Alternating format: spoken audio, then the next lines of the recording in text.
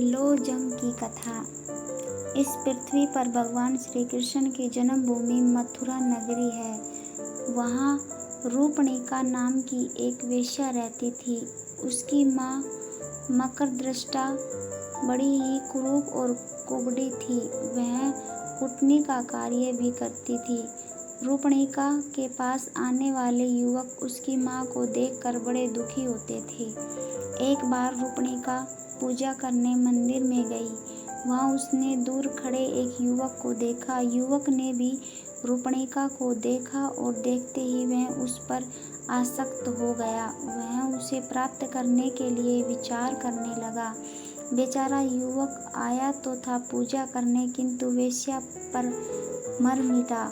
रूपणिका की मन स्थिति भी इस प्रकार की हो गई थी। वह भी पूजा करने आई थी, किंतु युवक पर मोहित हो गई। उसने अपने साथ आई सेविका से कहा, देखो वह सामने एक युवक खड़ा है, जाकर उससे कहो कि आज रात्रि वह मेरे घर पर पधारे। सेविका युवक के पास गई और बोली, युवक, वह सामने मेरी स्वामिनी रूपणिका खड़ी है। उन्होंने आज रात्रि आपको अपने घर आमंत्रित किया है। आप अवश्य आने की कृपा करें। यह सुनकर युवक बोला, मुझे इसमें कोई आपत्ति नहीं है, किंतु मैं लोजंग नाम का एक निर्धन ब्राह्मण हूँ, जबकि रूपणिका के पास केवल धनवान ही जा सकते हैं। ऐसी स्थिति में मैं वहाँ कैसे आ सकता हूँ? मेरी स्वामिनी आपसे धन नहीं चाहती, आप केवल उनके निवास स्थान पर आ जाए, यही बहुत है। यदि ऐसी बात है तो आज रात्रि मैं अवश्य जाऊंगा। सेविका ने सारी बात रूपणिका को बताई। पूजा करने के बाद रूपणिका अपने घर पहुंची और उस युवक के ध्यान में डूब गई। संध्या होने पर वह उसकी प्रतीक्षा में बैठ गई। लोजंग निश्चित समय पर रूपणिका के पास पहुंच गया।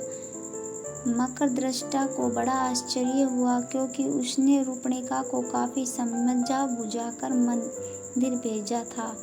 लोजंग को आया देख रूपणिका प्रसन्नता के साथ उसे अपने शयन कक्ष में ले गई। उसने अपनी माँ की भी कोई परवाह नहीं की। लोजंग के साथ सहवास करने से रूपणिका को अपार आनंद प्राप्त हुआ था। वह अपने जीवन को धन्य समझने लगी।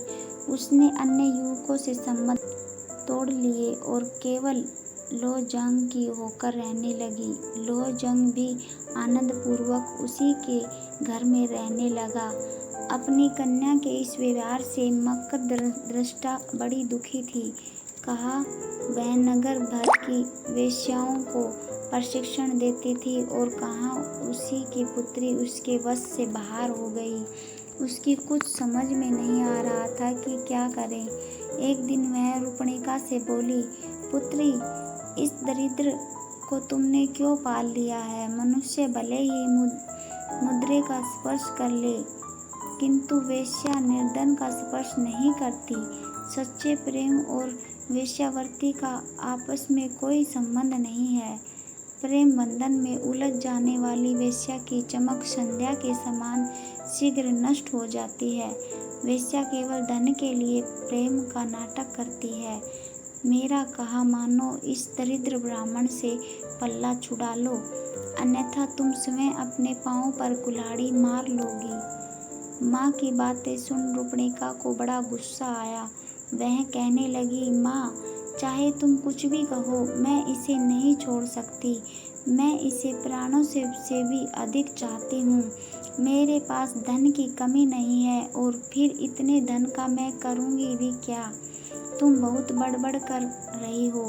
अब भविष्य में इस प्रकार की बातें मत करना।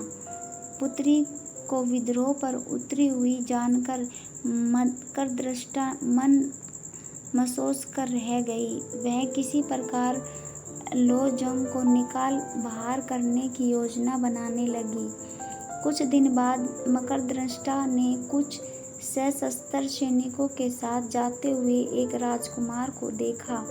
उसके पास जाकर वह बोली, राजकुमार, मेरे घर पर एक निर्धन कामुक ब्राह्मण ने अधिकार कर लिया है। मैं आपसे प्रार्थना करती हूँ कि आप उसे किसी भी प्रकार निकाल बाहर करें। इसके बदले में आप मेरी पुत्री के साथ आनंद पूर्वक विहार कर सकते हैं। प्रजा की रक्षा करना अपना कर्तव्य समझ राजकुमार ने उसकी बात स्वीकार कर ली। वह रूपणिका के घर गया। संयोग से उस समय रूपणिका मंदिर गई हुई थी और लोजंग भी घर पर नहीं था। कुछ ही समय बाद जब वह लौटा तो राजकुमार के सैनिक उसे पीटने लगे। वह वहां से भागने लगा तो सैनिक ने उसे नाले में गिरा दिया। जान बचाकर किसी तरह वह वहां से भाग खड़ा हुआ। लौटने पर रूपणिका ने घर की दशा देखी और जब उसे सब कुछ ज्ञात हुआ तो वह बहुत दुखी हुई। फिर राजकुमार को भी लगा कि उसने जो कुछ किया वह उचित नहीं था। तब उसने रूपणिका के भोग का विचार छोड़ दिया और वहां से निकल पड़ा। लोजंग समझ गया कि यह सब मकरदृष्टा की करतूत है। उसे उस पर भारी क्रोध आ रहा था, किंतु वह विवश था, इसलिए वह किसी तीर्थ में जाकर आत्मघात करने का विचार करने लगा। तपती दोपहरी में वह आगे बढ़ रहा था। मकरदृष्टा के व्यवहार से दुखी तो वह था ही, ऊपर से भयंकर गर्मी में चलना भी कठिन हो गया। तब इधर उधर छाया की खोज करने लगा, जिसका वहाँ नाम भी न था। तभी उसे एक मरे हाथी की खाल दिखाई दी, जिसका मांस गीदड़ों ने खा लिया था, किंतु चमड़े को वे नहीं खा पाए थे। उस खाल के पास जाकर लोजंग उसके अंदर देखने लगा। उसमें मांस या रक्त का नाम भी न था। वह उसके अंदर जाकर बैठकर आराम करने लगा। छाया मिलते ही गर्मी में थके हारे लोजंग को तत्काल नींद आ गई। लोजंग को कुछ भी सुध नहीं थी। उसे यह मालूम न हो सका कि कब भयंकर वर्षा हुई और कब क्या हुआ। वर्षा में नदियों से बहता हुआ वह उसी खाल के साथ समुद्र में जा पहुंचा।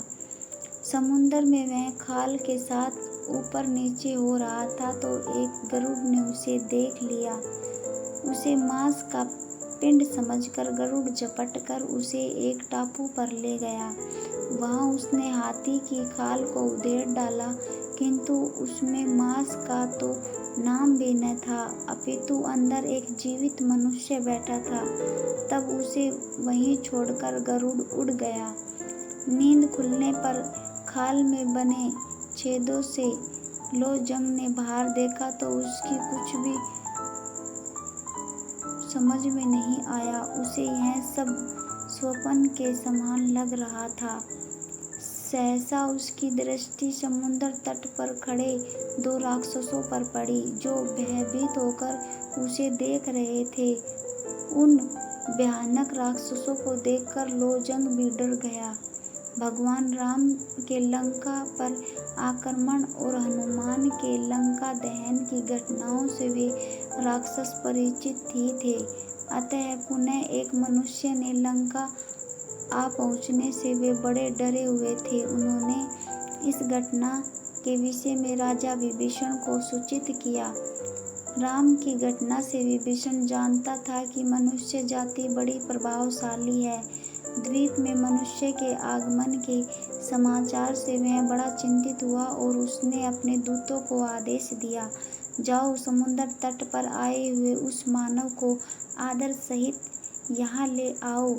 भयभीत दूत ने डरते डरते लोजंग को विभीषण का आदेश सुनाया। लोजंग ने ध्यान से उसकी बातें सुनी और फिर उसके साथ चल पड़ा। लंका की शोभा देखकर लोजंग को बड़ा आश्चर्य हुआ। सोने की लंका जगमगा रही थी। दूत के साथ लोजंग विभीषण की सभा में पहुंचा, जहां उसने विभीषण को देखा। विभीषण ने ब्राह्मण समझकर लोजंग का समुचित सत्कार किया और उसका परिचय जानने के लिए पूछा। ब्राह्मण देवता, आप कौन हैं? आपका यह आगमन कैसे हुआ? लोजंग सरासर झूठ बोल गया। मैं मथुरा निवासी एक कुलीन ब्राह्मण हूँ। अपनी दरिद्रता से दुखी होकर मैंने निराहार रहकर भगवान विष्णु की तपस्या की। तब भगवान ने स्वप्न में दर्शन देकर मुझसे कहा, पुत्र, तुम लंका नरेश विभीषण के पास जाओ। वह मेरा परम भक्त है। वह तुम्हें मुँह मांगा धन देगा। मैंने भगवान से कहा, मैं विभीषण के पास पहुँचूँगा कैसे? कहा, राजा विभीषण, कहा मैं। तुम शीघ्र जाओ, तुम्हारी भेंट विभीषण से होगी, भगवान बोले। इसके बाद जब मेरी नींद खुली तो मैंने स्वयं को इस द्वीप पर पाया। इससे अधिक मुझे कुछ मालूम नहीं है। विभीषण समझता था कि कोई साधारण व्यक्ति वहां नहीं पहुंच सकता, अतः उसने लोजंग को कोई महान ब्राह्मण समझकर उसकी बातों पर विश्वास कर लिया। उसने लोजंग से कहा, मैं आपकी मनोकामना अवश्य पूर्ण करूंगा। विभीषण ने उसके रहने की सुंदर व्यवस्था कर दी।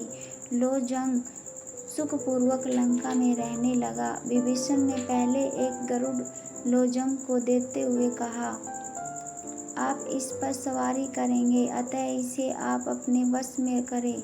इसी पर बैठकर आप वापस मथुरा जाएंगे। विभीषण का अतिथि बना हुआ लोजंग गरुड़ पर बैठने और उसे उड़ाने का अभ्यास करने लगा। एक बार लोजंग ने विभीषण से पूछा, महाराज, लंका की यह भूमि काष्ठ की बनी हुई है, क्यों दिखाई देती है? विभीषण बोला, यह एक लंबी कहानी है, क्या आप इसे सुनना चाहोगे? अवश्य महाराज, लोजंग ने कहा। अच्छा सुनो, कहकर विभीषण कथा सुनाने लगा। प्राचीन काल में कश्यप के पुत्र गरुड़ ने अपनी माँ विंता को नागों की दासता से मुक्त कराने की प्रतिज्ञा की। इसके लिए एक उपाय नागों को अमृत कलश लाकर देना भी था। इसके लिए सर्वशक्तिमान बनना आवश्यक था। अतः गरुड़ अपने पिता के पास गया। सर्वशक्तिमान बनने के लिए गरुड़ ने पिता कश्यप से प्रार्थना की तो वह बोले, समुद्र में एक कछुआ और एक हाथी जैसे विशाल जीवों को खाने से तुम्हारा शाप छूट जाएगा। गरुड़ तुरंत समुद्र में पहुंचा। उसने उत्तक दोनों जीवों को पकड़ लिया और उन्हें खाने के लिए कल्प वृक्ष की डाल पर जा बैठा, किंतु उसके भार से डाल टूटकर पृथ्वी पर गिर पड़ी। वहीं नीचे बालखिल्य ऋषि तप कर रहे थे, कहीं वह डाल उन पर न जा गिरे। इस भय से गरुड़ ने उसे बीच में ही पकड़ लिया और उसे उठाकर यहाँ समुद्र के तट पर रख दिया। यह लंका कल्प वृक्ष की उसी डाल पर बसी हुई है, इसलिए यह काष्ठ की बनी हुई दिखाई दे रही है। इस कथा को सुनकर लोजंग को बड़ा आश्चर्य हुआ। कुछ दिनों में उसे गरुड़ की सवारी का अभ्यास हो गया। तब विभीषण ने उसे पर्याप्त धन और मूल्यवान रत्न दिया तथा मथुरा के स्वामी के लिए शंख, चक्र, गदा और पद्म भेजे। इस सभी चीजों को लेकर लोजंग गरुड़ पर बैठकर मथुरा की ओर उड़ चला। कुछ ही समय में वह मथुरा पहुंच गया। मथुरा में लोजंग ने गरुड़ को एक बौद्ध विहार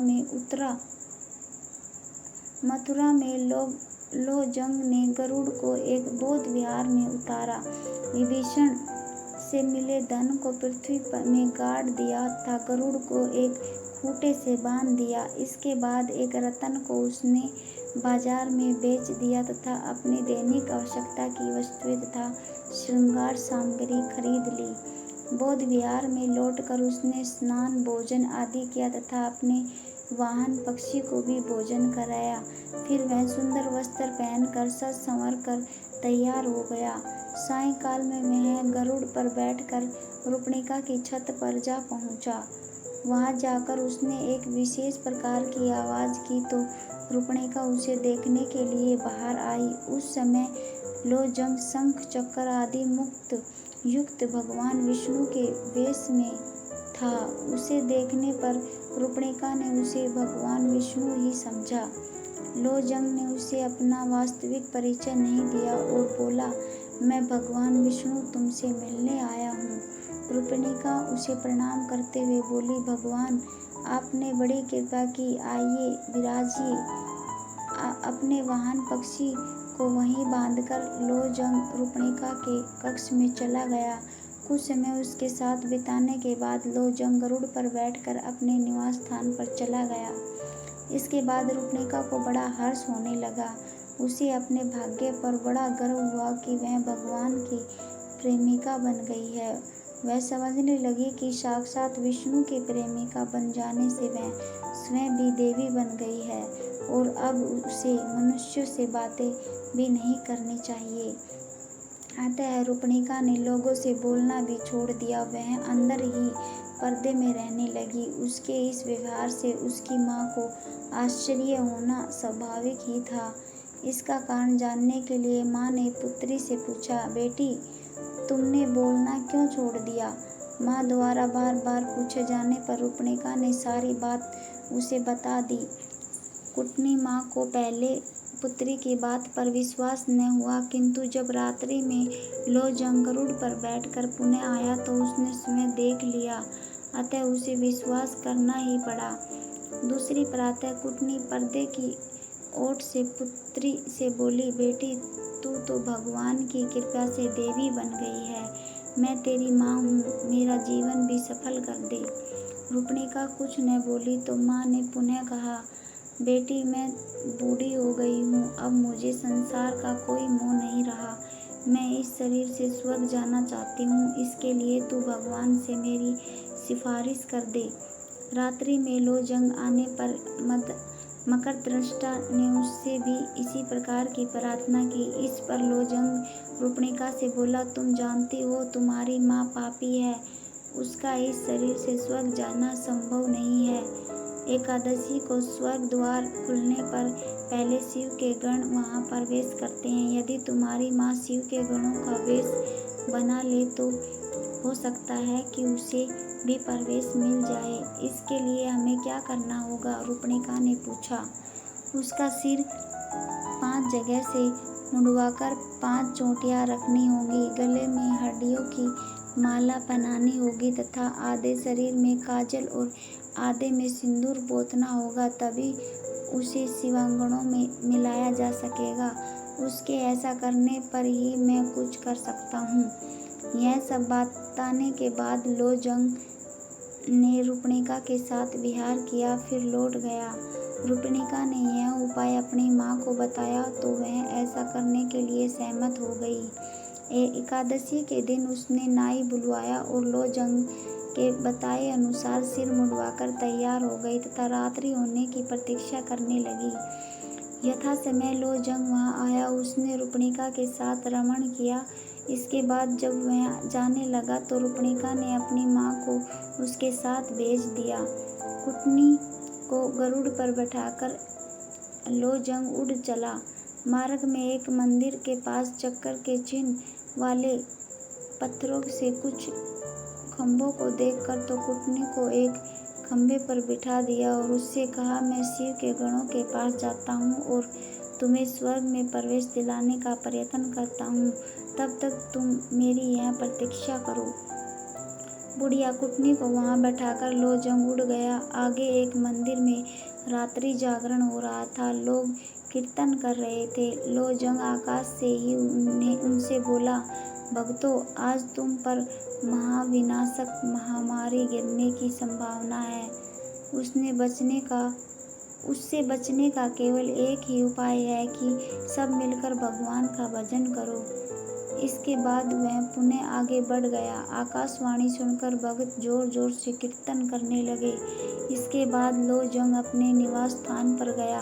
अपने वाहन को एक खूंटे से बांधकर उसने अपना भगवान का वेश उतार दिया तथा इसके बाद वह स्वयं भी कीर्तन करने वालों में जा मिला। खंभे पर बैठी हुई कुटनी थक गई थी। वह मन ही मन विचार करने लगी कि आखिर भगवान क्यों नहीं आए। थकने से वह कभी भी नीचे गिर सकती थी, अतः वह चिल्लाने लगी, अरे अरे मैं गिर रही हूँ, मुझे बचाओ। कीर्तन करते लोगों ने उसका चिल्लाना सुना तो उसे महाविनाशक महामारी समझा, अतः वे बोले, नहीं नहीं मत गिरो, महामारी में गिर पड़े। इस भय से मथुरा के लोग सारी रात भयभीत बने रहे। प्रातःकाल राजा और प्रजा सभी ने उस खंभे पर कुटनी को बैठा पाया तो उन्हें बड़ा आश्चर्य हुआ। उसे पहचान कर लोग अपनी हंसी रोक न पाए। इस सूचना के मिलने पर रूपणिका भी वहां आई। अपनी मां को इस स्थिति में देखकर वह आश्चर्य में डूब गई। किसी प्रकार कुटनी को खंभे से नीचे उतारा गया। पूछने पर उसने अपने साथ बीती सारी घटना लोगों को कहा सुनाई। लोगों ने इसे सिद्ध पुरुष द्वारा किया गया एक मजाक समझा। सभी कहने लगे, इस कुटनी ने कई युवकों को ठगा है। चलो आज कोई इसे ठगने वाला भी मिल गया। निश्चय ही वह कोई पहुंचा हुआ व्यक्ति होगा। इस घटना से राजा का भी अच्छा मनोविनोद हुआ। अतः उसने घोषणा कर दी कि इस कुटनी को दंड देने वाला हमारे सामने आ जाए, उसे सम्मानित किया जाएगा। घोषणा होने पर लौ जंग राजा के सामने आ गया। उसने विभीषण द्वारा दिए शंख चक्र आदि उपहार भी राजा को सौंप दिए। इसके बाद लौ जंग का सम्मान किया गया और उसकी शोभा यात्रा निकाली गई। चारों ओर उसकी चर्चा होने लगी। राजा ने रूपणिका को वेश्यावृत्ति से मुक्त कर दिया। लौ जंग ने कुटनी से अपने अपमान का बदला ले लिया और फिर वह सुखी एवं समृद्ध जीवन बिताने लगा।